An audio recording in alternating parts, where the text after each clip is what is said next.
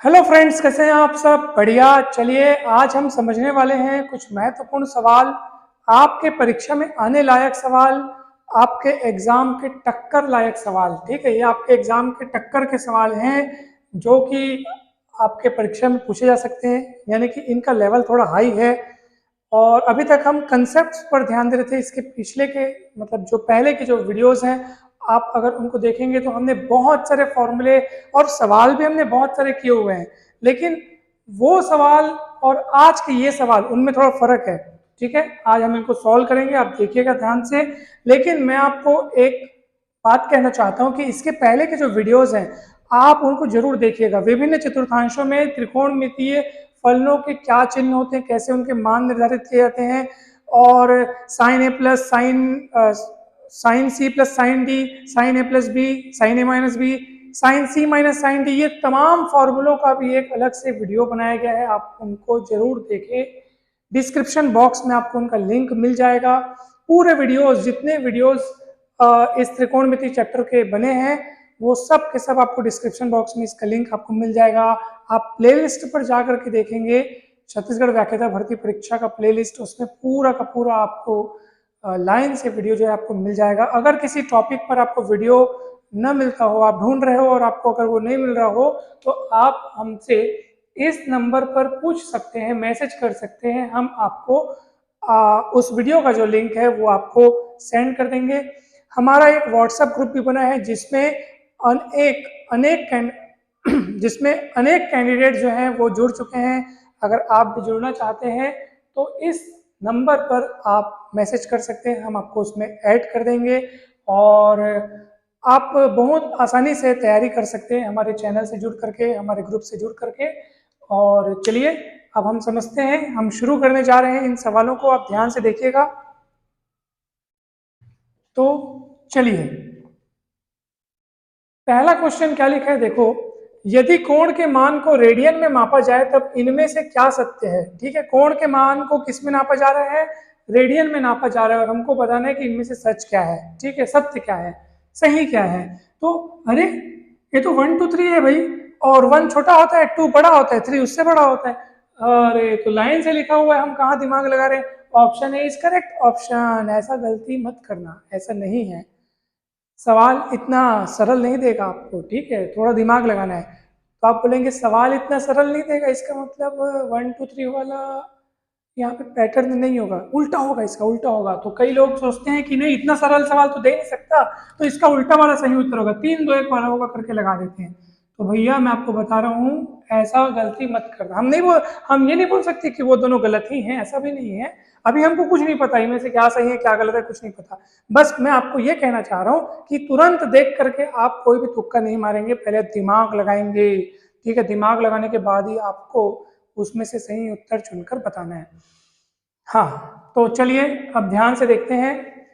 मैं इन तीनों को लिख लेता हूँ, sin 1, sin 2, sin 3, क्योंकि हमको चारों ऑप्शन में वही दिख रहे हैं। ठीक है, तो लेकिन हमको इनमें क्या क्रम होगा, कौन बड़ा छोटा होगा, वही बस निर्धारित करना बाकी रह गया है। देखो, चलो मैं एक काम करता हूँ, इन दोनों को घटा के देखता हूँ, यानी sin 1 माइनस sin 2 करके देखता हूँ, देखते हैं क्या आता है। देखते हैं, तो यहाँ पर एक फॉर्मूला लगने वाला है, आपको उस फॉर्मूले को ध्यान रखना है। फॉर्मूला है sin c minus sin d, क्योंकि उसी रूप में ही दिखाई दे रहा है। और sin c minus sin d का फॉर्मूला होता है 2 cos c plus d by 2 sin c minus d by 2। तो ये फॉर्मूला, इन फॉर्मूलों का मैं फिर से बता रहा हूँ, प्रॉपर एक अलग वीडियो फुल डिटेल में बनाया गया है, आप जरूर जरूर देखें उस वीडियो को, ढूंढें। अगर वो ना मिले तो बिल्कुल हमको बताएं, हम आपको उसी वीडियो का, जो वीडियो आप चाह रहे हैं उस वीडियो का बिल्कुल आपको लिंक सेंड करेंगे। आप बिल्कुल उसी समय तैयारी करेंगे, बिल्कुल चिंता मत करें। ठीक है, अच्छा मैं आपको इसमें खास बात बताता हूँ, अगर ये प्लस होता, sine C plus sine D होता, तो यहाँ साइन पहले आता है, कॉस बाद में आता है, और ये माइनस रहता तो कॉस पहले आता है, साइन बाद में आता है। इस बात का आप ध्यान रखेंगे। ठीक है, चलिए हम आगे बढ़ते हैं। तो C की जगह में 1 और D की जगह में 2 दिखाई दे रहा है, फॉर्मूला आपके सामने है, लगा दीजिए। साइन 1 माइनस साइन 2 क्या होगा बताओ? तो ये होगा 2 cos C plus D by 2, और C प्लस डी बाई 2 इसका मतलब 1 प्लस 2 बाई 2, और sine C minus D by 2 मतलब 1 माइनस 2 बाई 2। ठीक है, अब आपको पता होगा साइन माइनस थीटा जो होता है वो माइनस साइन थीटा होता है। तो देखो ध्यान से 2 कॉस 1+2 यानी 3/2 हो जाएगा, ठीक है। और साइन 1 - 2 यानी -1, -1/2 यानी 1/2 और माइनस सामने में बैठा देता हूँ, ठीक है। कोई डाउट हो तो पूछ लो। अब सुनो, अब आप बोलोगे सर ये तो सरल है सर, कठिन नहीं है। कहाँ कठिन है, ये सामने साफ साफ तो दिख रहा है माइनस, पता चल गया माइनस है। नहीं सर, तुरंत निर्णय मत लेना, अभी इसकी जांच पड़ताल होगी। ये cos3/2 लिखा है, हमको नहीं पता कि ये cos3/2 धनात्मक है कि ऋणात्मक है, कौन सा मान प्रदान करेगा नहीं पता अभी। sin 1/2 कौन सा मान प्रदान करेगा ये भी नहीं पता। तुरंत मत निर्णय ले लेना कि माइनस दिख रहा है मतलब ये पूरी चीज माइनस होगी, ऐसे हो भी सकता है माइनस, लेकिन अभी तुरंत मत सोचो, पहले थोड़ा सा उसमें हम विश्लेषण करेंगे। ध्यान से देखिएगा, कोणों को किस में नापा जा रहा है, रेडियन में। इस बात को बहुत अच्छे से ध्यान देना है, कोणों को किस में नापा जा रहा है, रेडियन में। यहाँ पे 3/2 रेडियन है, ध्यान दीजिएगा, ठीक है। 3/2 मतलब लगभग लगभग देखा जाए, लगभग लगभग क्या है ये, तो ये एग्जैक्ट 1.5 है, ठीक है, एक्यूरेट, सही सही 1.5 है, एकदम करेक्ट, ठीक है। लेकिन अच्छा एक बात बताओ मेरे को, क्योंकि ये रेडियन में नापा जा रहा है, ठीक है, ये रेडियन में है, इसका मतलब मुझे अगर मैं तुलना करना चाहूँ तो इसकी रेडियन वाले एंगल से मैं तुलना करूंगा। अब आप बोलोगे सर आप क्या बोल रहे हो, समझ नहीं आ रहा है, क्यों तुलना करना चाह रहे हो। बेटा देखो, मैं तुलना इसलिए करना चाह रहा हूँ, मैं तुलना किससे करना चाह रहा हूँ बताऊँ, मैं तुलना करना चाह रहा हूँ π/2 से। अब आप बोलोगे सर आपके दिमाग में ये कैसे है, π/2 से क्यों तुलना करना चाह रहे हो, क्योंकि मुझे पता है कि भैया π/2 के उस पार अगर एंगल बढ़ा तो कॉस वहां पे नेगेटिव हो जाएगा, और मैं इसी बात का तो फैसला यहाँ लेना चाहता हूँ। मुझे देखना है कि ये cos3/2 प्लस वैल्यू प्रदान करेगा कि माइनस वैल्यू प्रदान करेगा, ये cos3/2 प्लस वैल्यू प्रदान करेगा कि माइनस। प्लस कब प्रदान करेगा तो आप खुद देख लो, ऑल सिल्वर टी कप आप जानते हो कि इसका कंसेप्ट आप अच्छे से पढ़े हो, अगर नहीं पढ़े हो तो मैं फिर से कहता हूँ इसका वीडियो जरूर जरूर जरूर जरूर देख लेना, ठीक है। तो सुनो मेरी बात, ऑल सिल्वर टी कप, ठीक है। तो कॉस यहाँ नेगेटिव होता है और यहाँ नेगेटिव होता है, यहाँ पॉजिटिव होता है, तो किस चतुर्थांश में हमारा एंगल आ रहा है उसको देखना पड़ेगा। अब सुनो मेरी बात ध्यान से, हमारे पास जो एंगल है वो 3/2 है, हम इसकी तुलना करने जा रहे हैं π/2 से। π/2 रेडियन अर्थात 90 अंश, ठीक है, याद रखिएगा ये 90 अंश अर्थात π/2 रेडियन। उससे एंगल पीछे मिल रहा है कि आगे मिल रहा है, कहाँ है देखना पड़ेगा, लेकिन मैं इतना बोल सकता हूँ कि ये π/2 से इसलिए तुलना कर रहा हूँ बिकॉज इसकी वैल्यू कोई ज्यादा π/2 से एकदम ज्यादा फर्क में नहीं है, थोड़ी बहुत कम ज्यादा होगी। क्यों बताऊं, क्योंकि पाई का मान खुद 3.14 होता है, तो 3.14/2 और उधर है 3/2, तो ज्यादा फर्क दिख नहीं रहा है हमको, ठीक है ना। तो इसके करीब है इसलिए मैं π/2 से तुलना कर रहा हूँ उसका, ठीक है। अब तुलना करके मेरे को तय करना है कि इनमें से बड़ा कौन छोटा कौन, 3/2 और π/2 में से बड़ा कौन छोटा कौन, मेरे को तुलना करके जल्दी से बताना है। तो ध्यान दीजिए मैं कैसे बता रहा हूँ, देखो एक काम करो ना, 3/2 को लिखो, π/2 को लिखो, दोनों पक्षों में जो जो कट रहा है काट दो, नहीं काटते बन रहा तिर्यक गुणा कर दो। अब देखो दो कट रहा है, मैं काट दिया, चाहो तो काट सकते हो, काटना अगर आपको भारी लग रहा है क्यों काट रहे हो सर, कोई बराबर का चिन्ह तो लगा नहीं है जो आप काट दे रहे हो, ठीक है, तो मत काटो मत काटो, लेकिन आप तिर्यक गुणा कर सकते हो, कर दो, 3 दूनी 6, ओके, ये इधर जाएगा तो कितना हो जाएगा 2π, पाई का मान कितना होता है 22/7। आप खुद सोच लो, दिमाग लगाओ कि मेरे पास कौन सा पक्ष बड़ा मिलेगा कौन सा पक्ष छोटा मिलेगा। ये क्या होगा 22 दूनी 44, 44/7, अगर आप 7 से काटोगे तो देख लो 7 छक्के 42 और दशमलव कुछ कुछ बचेगा, क्योंकि यहाँ 2 बचेगा ना, क्योंकि ये क्या है देखो 22 दूनी 44 हो चुका है, 7 छक्के 42 काटोगे तब भी 2 पॉइंट मतलब 2 बचेगा, पॉइंट में कुछ कुछ आएगा, कुल मिलाकर ये वाला पक्ष बड़ा है, ठीक है, ये बड़ा है, ये बड़ा है इसलिए ये बड़ा होगा, ठीक है, उसके संगत वो चीज बड़ी होगी। इसका मतलब साफ साफ पता चल गया 3/2 जो है π/2 से क्या है छोटा है। आप इसको ऐसे भी चेक कर सकते थे, 3/2 π/2 तुलना करना है, 2 कटेगा। अब बताओ पाई और 3 में कौन बड़ा, तो पाई का मान क्या होता है 3.14, तो 3.14 जो है वो 3 से बड़ा होता है, इसलिए पूरी चीज इस पूरी चीज से बड़ी होगी, ठीक है। कौन 3/2 और π/2 में कौन बड़ा होगा, ये बड़ा होगा, अर्थात हमारा वाला ये जो 3/2 दिख रहा है ये एंगल जो है वो π/2 रेडियन से छोटा है। π/2 मतलब होता है 90 अंश और उससे छोटा मतलब प्रथम चतुर्थांश, और प्रथम चतुर्थांश में आया है मतलब ये हमको पॉजिटिव मान प्रदान करेगा, ठीक है, ये हम समझ रहे हैं इसलिए समय लग रहा है। जब आप एक बार समझ जाएंगे तो ये काम आप फटाफट देखेंगे, तुरंत देखेंगे कि ये 90 से ज्यादा है कि कम है, 90 अंश से ज्यादा है कि कम है, अर्थात π/2 रेडियन से ज्यादा है कि कम है, तुरंत चेक करना है आपको। चेक कर लिया, पता चल रहा है π/2 रेडियन से कम है, अर्थात ये हमारा एंगल प्रथम चतुर्थांश में आ रहा है। प्रथम चतुर्थांश में सारे त्रिकोणमितीय अनुपात प्लस होते हैं, सारे त्रिकोणमितीय अनुपात या त्रिकोणमितीय फलन जो होते हैं वो धनात्मक होते हैं, इस वास्ते ये फलन धनात्मक होगा, ये पूरी वैल्यू धनात्मक होगी। आइए बात करते हैं 1/2 की। 1/2 मुझे नहीं पता π/2 रेडियन से छोटा है कि बड़ा है, नहीं पता सर, तो सर तुलना करके देख लो, 2 2 कट जाएगा, बचा पाई और 1, दोनों में से कौन बड़ा? पाई बड़ा, क्योंकि उसका मान 3.14 होता है तो वो बड़ा होगा, इस वास्ते पूरा का पूरा π/2 1/2 से बड़ा हो गया। इसका मतलब ये जो 1/2 रेडियन लिखा है वो 1/2 रेडियन प्रथम चतुर्थांश में होगा, क्योंकि वो π/2 रेडियन से छोटा है, π/2 से छोटा है इसलिए प्रथम चतुर्थांश में होगा। और वहां पर कहां पर, यानी प्रथम चतुर्थांश में सारे त्रिकोणमितीय फलन जो है उनकी वैल्यू धनात्मक होती है, तो इसलिए ये भी धनात्मक होगा। अब ये धन है, ये ऋण है, सॉरी ये धन है, ये भी धन है, लेकिन सबसे सामने में तो माइनस लग गया है ना सर, इसलिए ओवरऑल ये पूरी चीज माइनस में हो जाएगी। तो आप बोलोगे सर वो तो पहले से दिख रहा था माइनस है, फिर ये क्या जरूरत थी चेक करने की? तो मैं आपको कहना चाहता हूं कि सोचिए जरा, अगर इनमें से कोई एक वैल्यू भी माइनस मिल गई होती, मान लो ये अगर माइनस मिल गया होता तो क्या होता, ये माइनस मिल गया होता अगर एक बात की बात, और ये माइनस पहले से, तो माइनस माइनस प्लस बन जाता, अर्थात पूरा का पूरा चीज प्लस बन जाता ना। तो ये तो चलो भाई ठीक है कि चलो ये प्लस मिला ये भी प्लस मिला, लेकिन ओवरऑल सामने माइनस लगे होने के कारण ये पूरा जो पद है, ये पूरा एक्सप्रेशन जो हो गया माइनस हो गया। अब बताओ मेरे को माइनस कब मिलता है? बड़े में से छोटा घटे तब माइनस मिलता है, या छोटे में से बड़ा घटे तब माइनस मिलता है? तो माइनस कब मिलता है? जब जब जब छोटे में से बड़ा घटे, ठीक है, अर्थात ये इस तरीके का इसमें नाता होगा। ठीक है, ये छोटा होगा ये बड़ा होगा, तभी तो हमारे पास माइनस आंसर आएगा ना, क्योंकि हमने ये पता चल गया कि ये पूरा का पूरा किसमें, माइनस में है। तो माइनस तब मिलता है जब छोटे में से बड़ा घटे, तो पता चल गया इसमें से ये बड़ा है और छोटा है। ठीक है, तो आपने ये तय किया ना ये कैसे प्लस, दोनों प्लस हुए, तो ये अपने इस तरीके से तय हुआ है ये। ठीक है, आपको तुलना करके देखना है कि π/2 रेडियन से वो दिया गया एंगल जो है वो कम है कि ज्यादा है, और तुलना करने का काम आपने अभी सीखा है, बहुत सरल है। मैं पूरा गारंटी के साथ कहता हूं कि आपको बेहतरीन तरीके से समझ में आ रहा होगा, पूरा पूरा विश्वास है मेरे को।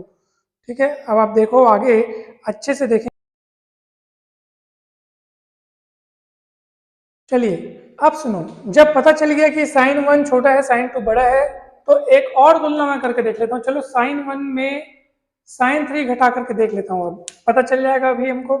अभी हम इसको मिटा देते हैं, ठीक है, चलिए अब मैं इसको भी मिटा देता हूँ, ये फॉर्मूला आपके सामने बस रहेगा, ये सब चीज मिटा देता हूँ, केवल एक चीज जो हमको फाइनली जो हमारे पास उपलब्ध है उसको देख लेता हूँ मैं रिजल्ट के रूप में। और अब यही फॉर्मूला में लगाता हूँ sin 1 माइनस sin 3 में, यही फॉर्मूला लगाता हूँ। ठीक है, चलिए c की जगह दिख रहा है 1 और d की जगह दिख रहा है 3, फटाक से फॉर्मूला लगाइए। क्या फॉर्मूला होता है? 2 cos c plus d by 2 यानी 1 प्लस 3 बाई 2, तो 1 प्लस 3 बाई 2 यानी 4/2, 4/2 यानी 2, और ये sine c minus D by 2 यानी 1 माइनस 3/2, और 1 माइनस 3 यानी माइनस 2/2, और माइनस 2/2 यानी -1, और माइनस में मिल रहा है इसलिए माइनस सामने रख दो, क्योंकि अपने को पता है साइन माइनस थीटा बराबर माइनस साइन थीटा होता है। तो अपने को कुल मिलाकर मिला -2 cos 2 sin 1। ये जो 1 दिख रहा है वो रेडियन में है, रेडियन में है। तो चलिए फटाफट ऐसा मत कह देना ये भी माइनस में है ये भी माइनस में है, नहीं नहीं, आपको इसको और इसको अभी जांच पड़ताल करके चेक करना है, कहीं इनमें से कोई माइनस में तो नहीं। अगर इनमें से कोई एक जन माइनस में हो तो वो माइनस माइनस मिलके प्लस बन जाएगा। अगर इनमें से दोनों जन माइनस हुए तो वो माइनस माइनस मिलके प्लस बनेंगे, लेकिन प्लस माइनस मिल करके वापस माइनस हो जाएगा। अगर इनमें से दोनों प्लस बन जाएंगे तो प्लस प्लस तो प्लस ही रहेगा, लेकिन सामने में तो माइनस है ना सर, तो माइनस हो जाएगा। तो ये प्लस माइनस का खेल तो आप अच्छे से जानते होंगे, ये सब हम बचपन में पढ़े हुए हैं। ठीक है, हाय राम राम राम, इसका अर्थ है कि दोनों प्लस होंगे या दोनों माइनस होंगे तो ओवरऑल माइनस मिलेगा, और 1 + 1 माइनस हो जाएगा तो हमको वापस प्लस में आंसर मिल जाएगा। इस तरीके से आप कह सकते हैं इसको। खैर फिलहाल वो सब बाद में देखेंगे, पहले तो आप इस 2 को देखो। चलो इसका एंगल पहले पकड़ देंगे 2, इसको आप तुलना कर लो π/2 रेडियन से। π/2 रेडियन से क्यों तुलना कर रहा हूँ? क्योंकि π/2 रेडियन मतलब 90 अंश, उसके आगे और उसके पीछे पासा पलटता है, अर्थात यहाँ पे ऑल पॉजिटिव, लेकिन यहाँ पे सिर्फ और सिर्फ साइन और कोसेक पॉजिटिव, बाकी सब नेगेटिव होते हैं। हमको चेक करना है कॉस के लिए। चलिए सर चेक करते हैं। अरे सर आप इसको चेक कैसे करेंगे सर, तो बहुत आसान है सर। चलो तो दो, अब देखो इनमें बड़ा कौन छोटा कौन, बस मेरे को वही देखना है। उसको देखने का तरीका बहुत आसान है, जो हम अभी इसके पहले जो काम हम करके अपन सीखे थे ना, वही तरीका अपनाना है। एक काम करो, 3 गुणा कर दो, 2 दूनी कितना होगा 4 होगा, और इधर कौन बच गया पाई। अब बताओ 4 और पाई में से कौन बड़ा कौन छोटा, तो पाई का मान होता है 3.14, ये तो अपना पूरा 4 है भैया, ये तो 3.14 होता है ना, ये तो 4 है, तो ऑब्वियस सी बात है ये बड़ा, ये बड़ा मतलब ये बड़ा, ये बड़ा मतलब ये बड़ा, इसका मतलब 2 बड़ा पाई बाई 2 छोटा। अरे बाप रे, 2 बड़ा पाई बाई 2 छोटा, 2 कौन है, 2 यहाँ लिखा है, ये पाई बाई 2 से बड़ा है, अर्थात अर्थात अर्थात आप पहुंच गए, कहाँ पहुंच गए, आप पहुंच गए द्वितीय चतुर्थांश में, द्वितीय चतुर्थांश में पहुंच गए, और वहां पर कॉस जो है वो नेगेटिव होता है, अर्थात ये आपको ऋणात्मक मान प्रदान करेगा। वहां द्वितीय चतुर्थांश में केवल साइन और कोसेक बस पॉजिटिव होते हैं, कॉस नेगेटिव होता है, ये नेगेटिव मान प्रदान करेगा। ठीक है, अब 1 के बारे में सोचते हैं, चलिए 1 किससे तुलना करनी है, पाई बाई 2 रेडियन से तुलना करनी है। कैसे तुलना करेंगे, तिरक गुणा करके देख लो, 2 एकम 2, इधर कौन है पाई, पाई का मतलब 3.14, और इधर तो बेचारा 2 है, ऑब्वियस सी बात है 3.14 बड़ा होगा 2 से, बड़ा होगा तो ये भी बड़ा होगा, तो पाई बाई 2 बड़ा होगा 1 से, यानी कि सीधी सी बात है, ये जो 1 है पाई बाई 2 से छोटा है, इसका मतलब ये एंगल जो है आपको प्रथम चतुर्थांश में मिल जाएगा, कहीं पर भी मिलेगा, पता नहीं कहाँ मिलेगा, लेकिन प्रथम चतुर्थांश में मिलेगा, तो इसका मतलब ये जो हमको धनात्मक मान प्रदान करेगा। तो ये धन है, ये ऋण है, लेकिन ये ऋण है, ठीक है, तो ओवरऑल ऋण ऋण मिलके क्या बन गया धन, और धन धन मिलकर के तो धन ही बनेगा, मतलब ओवरऑल देखा जाए तो 2 बार ऋण ऋण हो गया ना भाई, तो माइनस माइनस करके प्लस वैल्यू हमको मिलने वाली है। अरे बाबा देखो, अगर आप बोलते ये तो माइनस है सर, माइनस है सर, ऐसा नहीं है, देखो अच्छे से चेक करने पर पता चला कि ये पूरा का पूरा नेगेटिव मान प्रदान करेगा, यानी ओवरऑल देखा जाए तो माइनस माइनस ये प्लस हो रहा है। अब प्लस कब होता है मुझे बता दीजिए, प्लस तब होता है जब बड़े में से, कहा गया अभी अपन इसको चेक कर रहे हैं ना, तो जब बड़े में से छोटे को घटाया जाए तब प्लस आता है, यानी देखा जाए तो साइन 1 बड़ा है साइन 3 से, तो आप दोनों को कंबाइन करके लिख दो, देखो साइन 1 में बीच में लिखता हूँ, इससे बड़ा है साइन 2, लेकिन ये खुद बड़ा है किससे, साइन 3 से। अब ये चीज कहाँ मिल रही है, आप गौर से देखो देखो देखो देखो देखो देखो देखो, साइन 1 से बड़ा साइन 2, साइन 1 से छोटा साइन 3, ऐसा पैटर्न मेरे को ऑप्शन डी में नजर आ रहा है, इसलिए इसीलिए ऑप्शन डी इज करेक्ट होगा। ठीक है, तो कहीं पर भी डाउट है तो आप पूछ सकते हैं, लेकिन ये सवाल था बड़ा मजेदार, सारे कंसेप्ट इसमें बहुत ही जबरदस्त तरीके से यूज हुए हैं।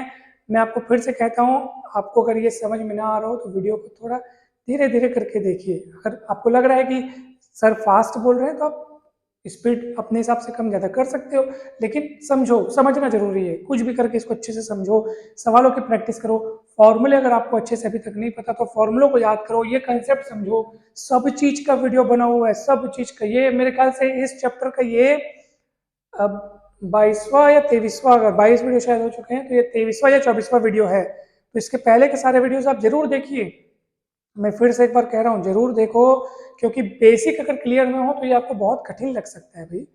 तो आप प्लेलिस्ट में जाइए, वीडियोस देखिए, वीडियो के क्रमांक लिखे हुए हैं, लाइन से बस देखते जाइए, सिर्फ समझते जाइए, आपको बहुत मजा आ जाएगा, इसकी गारंटी मैं आपको बिल्कुल देता हूँ, आप बस देखिए। ठीक है, अब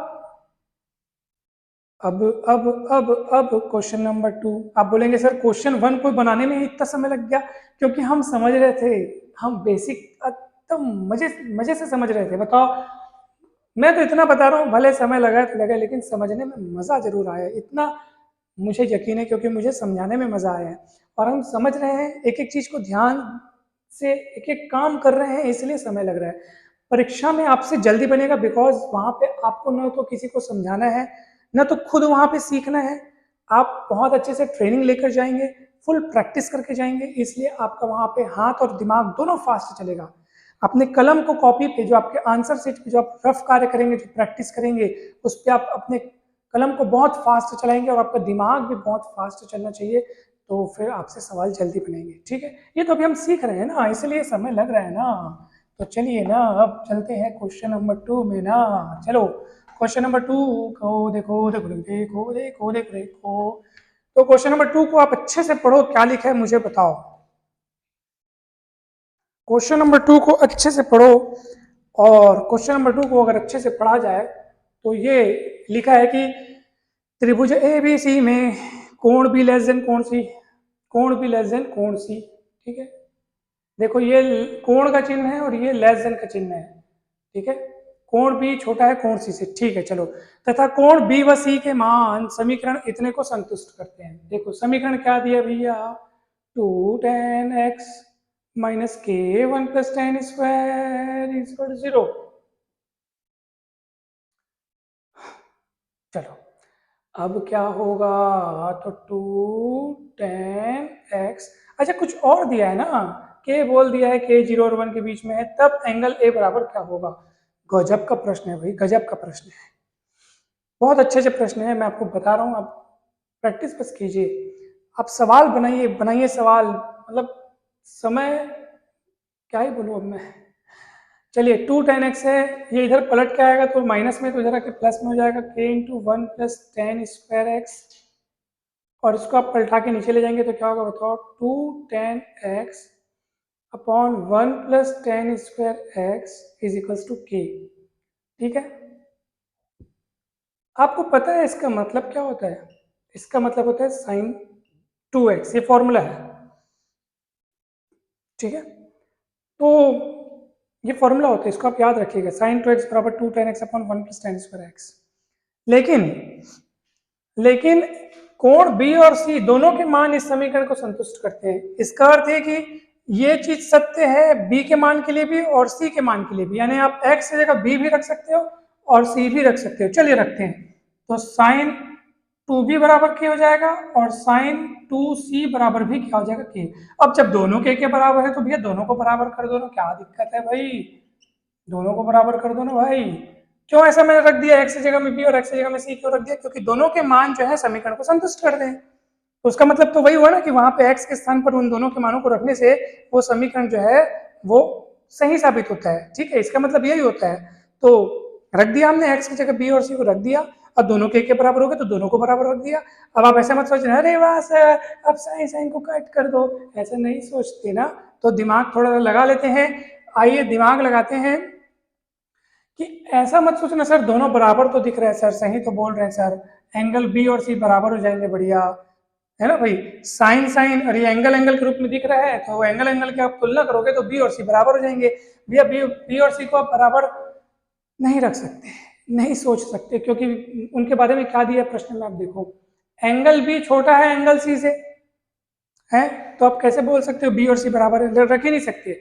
लेकिन आप बोलोगे सर दोनों, फिर साइन 2b बराबर साइन 2c कैसे दिख रहा है, तो भैया दोनों में कुछ इस तरीके का भी तो रिश्ता नाता हो सकता है ना। आप देखो ध्यान से, 2 पाई माइनस 2c लिख सकते हैं, हमको पता है साइन पाई माइनस थीटा बराबर क्या होता है साइन थीटा, अर्थात थीटा है तो उसको पाई में से माइनस करके भी आप 2 पाई नहीं सॉरी पाई है ना, पाई में से भी माइनस करके आप लिख सकते हो। ठीक है, अब आप बोलोगे नहीं नहीं अभी आप 2 पाई लिखे थे 2 पाई लिखे थे, और sir sine 2 pi minus theta भी तो साइन थीटा होता है ना, फिर आप 2 पाई क्यों नहीं रहने दिए, क्योंकि हम भैया त्रिभुज की बात कर रहे हैं ना, त्रिभुज की बात कर रहे हैं। त्रिभुज में तीनों कोणों को अगर जोड़ भी लोगे तो 180 तो पाओगे, 360 तक तो नहीं पाओगे ना, इसलिए हम पाई तक की बात कर रहे हैं। ठीक है, यहाँ पे तो पाई माइनस 2c लिख सकते हैं इसको अपन। ठीक है, अब आप दोनों ओर से कोणों की तुलना कर लो तो 2b बराबर हो जाएगा पाई माइनस 2c। ठीक है, कोण कोण को बराबर कर लिए, 2b बराबर पाई माइनस 2c, यानी कि 2c अगर उधर जाएगा तो क्या होगा 2b प्लस 2c बराबर पाई, 2 कॉमन निकल के नीचे आएगा तो b प्लस c बराबर हो जाएगा पाई बाई 2, और तीनों कोणों का योग कितना होता है a प्लस बी प्लस सी बराबर 180 अंश यानी कि पाई रेडियन, जिसमें से b प्लस सी बराबर पाई बाई 2 यहाँ रख दोगे, तो पाई बाई 2 रखने के बाद उधर पलटा दोगे तो पाई माइनस पाई बाई 2 बराबर a बचेगा, अर्थात a का मान मिलेगा पाई बाई 2 रेडियन। ठीक है, और पाई बाई 2 कहाँ दिया है, option C, option C is correct. मैं फिर से कहता हूं इसमें एंगल बी और सी बराबर मत रखना, क्योंकि यहाँ पे ऐसा नहीं दिया है प्रश्न में, कोण बी कोण सी से छोटा है बोल रहा है, इसलिए आप इस तरीके से लिख करके फिर आप साइन साइन हटा करके कोणों को बराबर रखेंगे, थोड़ा दिमाग लगाना है बस। ठीक है, देखो आप अच्छे से समझ में आया कि नहीं आपको। चलिए अब बढ़ते हैं अपन आगे, क्वेश्चन नंबर 3।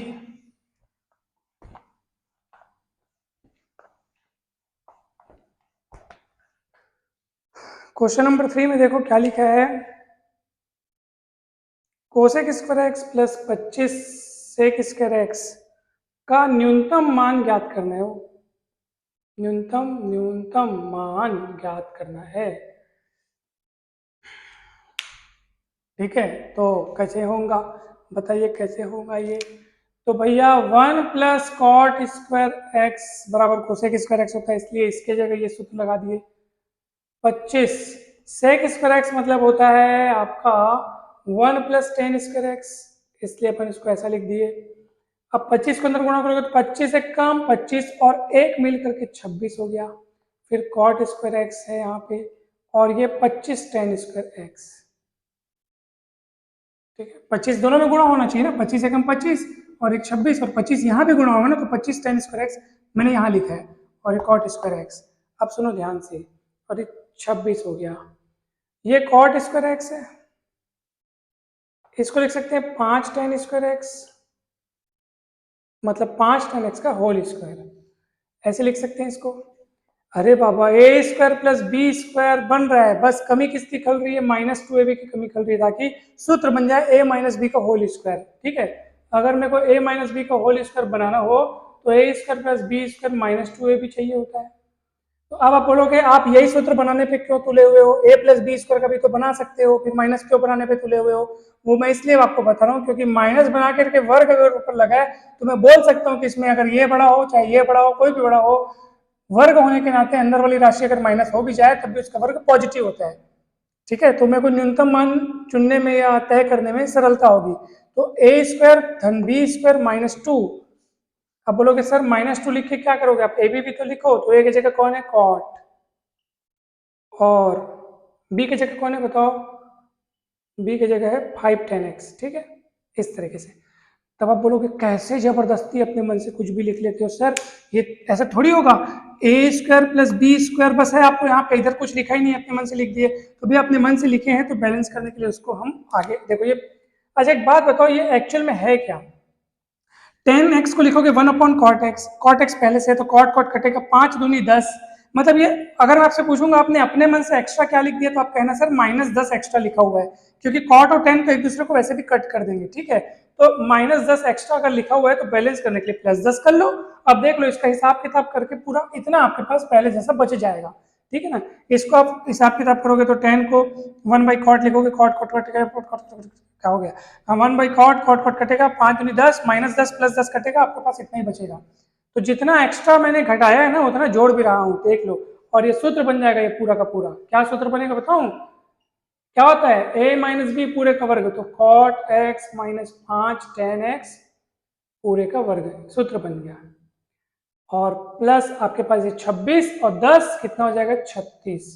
अब आप खुद देख लो, इसकी वैल्यू कभी नेगेटिव नहीं हो सकती क्योंकि वर्ग लगा है। अगर ये छोटा ये बड़ा हो जाए, छोटे में से बड़ा घटने पर माइनस आ भी जावे तब भी माइनस का वर्ग प्लस बन जावे, तो इसका मान जो होगा हमेशा क्या होगा?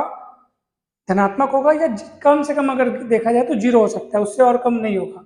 ठीक है, यानी इस पूरे की अगर मिनिमम वैल्यू पूछूं तो कम से कम 36 तो मेरे को मिलेगा, क्योंकि इसकी वैल्यू गिरे में गिरे नीचे में नीचे 0 हो सकती है, नहीं तो फिर इसकी 0 के अलावा और छोटी नहीं हो सकती।